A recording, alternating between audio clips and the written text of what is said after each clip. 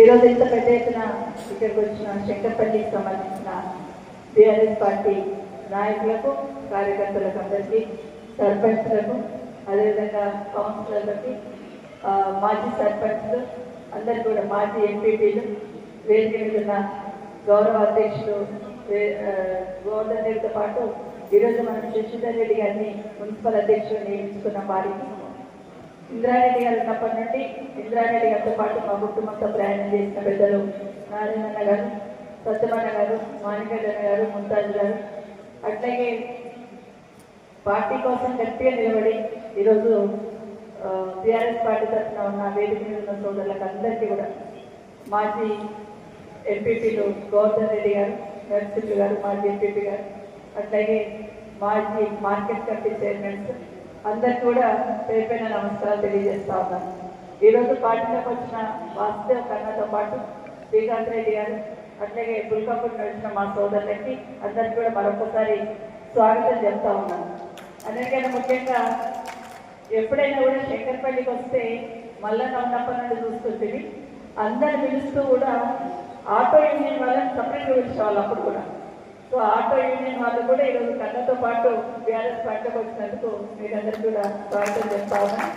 గెలిచిన సర్పంచ్లకి, కౌన్సిలర్స్కి, అట్లాగే తక్కువ ఓట్లతో ఓడిపోయినా కూడా ఆ స్పిరిట్ ఏదైతే ఉందో, నేను ఇక్కడ మన కౌన్సిలర్గా పోటీ చేసిన వాళ్ళందరితో పర్సనల్గా మాట్లాడినప్పుడు, పోనీ మేడం ఏదో కొన్ని ఇబ్బందుల వల్ల పోయినాం, కానీ పార్టీ కోసం మేము ఉంటాం, ప్రజల కోసం మేము ఫైట్ చేస్తామనే మాట ఏదైతే సోదరులంతా చెప్పినారు, వేదిక మీద ఉన్నారు, మీరందరికీ అభినందనలు తమ్ముడు. ఎందుకంటే గట్టిగా చెప్పారు మీరు.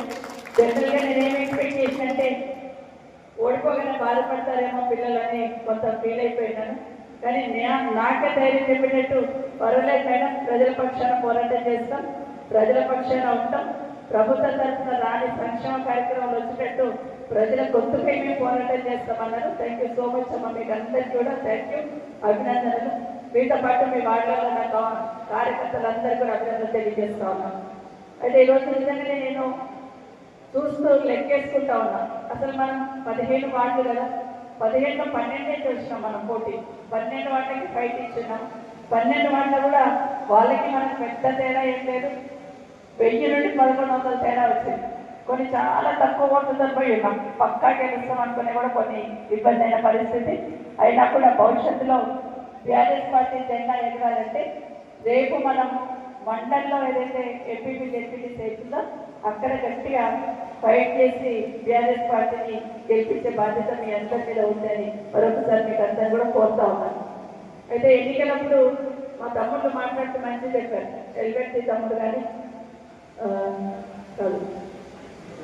ఎర్రగూడ తమ్ముడు కానీ, అదేవిధంగా ఇంద్రసేన్ కానీ, రాఘవేందర్ కానీ, వీళ్ళందరూ కూడా మాట్లాడితే ఒక మాట చెప్తున్నారు, సత్యమైన ఒక మాట చెప్తున్నారు, పైన ఒక్కసారి డిసైడ్ చేస్తే పార్టీ కోసం ఎన్ని విభేదాలు ఉన్నా కూడా పార్టీ కోసం పనిచేయాలా, వెన్నుపోటు రాజకీయాలు చేయొద్దని.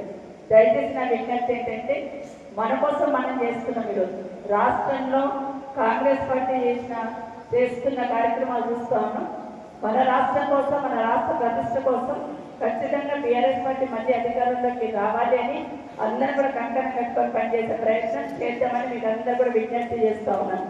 ఎందుకంటే ఈరోజు శంకర్పల్లికి ఈరోజు ఒక 5 నిమిషాలు వస్తున్నాం అనుకుంటా, రింగ్ రోడ్ ఎక్కగానే 5-10 నిమిషాలు వస్తారా, 10 మినిట్స్ పడుతుందా, 15 నిమిషాలు శంకర్పల్లి చేరుకుంటున్నాం. మరి దాని వెనకాల కారణం ఎవరు? TRS party. గతంలో 2-3 సంవత్సరాల కింద మన పార్టీ ఉన్నప్పుడు రియల్ ఎస్టేట్ ఎట్లా నడిచేది, ఇప్పుడు ఏమైంది? మీరందరూ ఏం చేసేవాళ్ళు? అందరూ కూడా రియల్ ఎస్టేట్లో భాగస్వామ్యం అయ్యేవాళ్ళు. కానీ ఈరోజు 2 సంవత్సరాల నుండి రేవంత్ రెడ్డి ఎన్ని మాటలు చెప్పండి, ఏమన్నా కదులుతుందా రియల్ ఎస్టేట్? ఇక రోజు దిగజారిపోతుంది. ఎందుకంటే రాష్ట్ర ప్రతిష్ట తగ్గేటట్టు రాష్ట్రంలో సంక్షేమ కార్యక్రమాలను పండుగట్టేసి ఈరోజు ఏ విధంగా మార్పు చేస్తుంది ప్రభుత్వం మనకందరికీ తెలుసు. మరొక్కసారి మన రాష్ట్రం మళ్ళీ దేశంలో మొదటి స్థానంలోకి రావాలంటే కేసీఆర్ గారే రావాలి, ఆ దిశగా పనిచేద్దామని మీకు అందరూ కూడా విజ్ఞప్తి చేస్తూ ఉన్నాం. అదే ఈరోజు వస్తున్న వాటిలోకి ఇంకా చాలా మంది నడిపిస్తాం ఉంటాం. చాలా మందికి ఎవరిని కదిలించినా కూడా కేసీఆర్ పనిచేశాడు, స్థానికంగా ఉన్న ఇబ్బందులతో మేము పార్టీకి దూరమైనామని చెప్పేవాళ్ళు చాలా మంది ఉన్నారు. కాబట్టి మీరందరూ కూడా గ్రామాలలో విభేదాలన్నీ మర్చిపోండి. సర్పంచులు ఉన్నప్పుడు సర్పంచ్ ఎన్నికలప్పుడు జరిగిన విభేదాలు కానీ వార్డు మెంబర్లప్పుడు జరుగుతాయి. అవన్నీ మర్చిపోయి పార్టీ కోసం పనిచేసిన వాళ్ళందరినీ దగ్గరికి తీసుకునే ప్రయత్నం దయచేసి చేయమని అందరూ కూడా కోరుతా ఉన్నాను. ప్రత్యేకంగా ఇప్పుడు గెలిచిన సర్పంచ్ చొరవ తీసుకోవాలి. మీ గ్రామంలో సీనియర్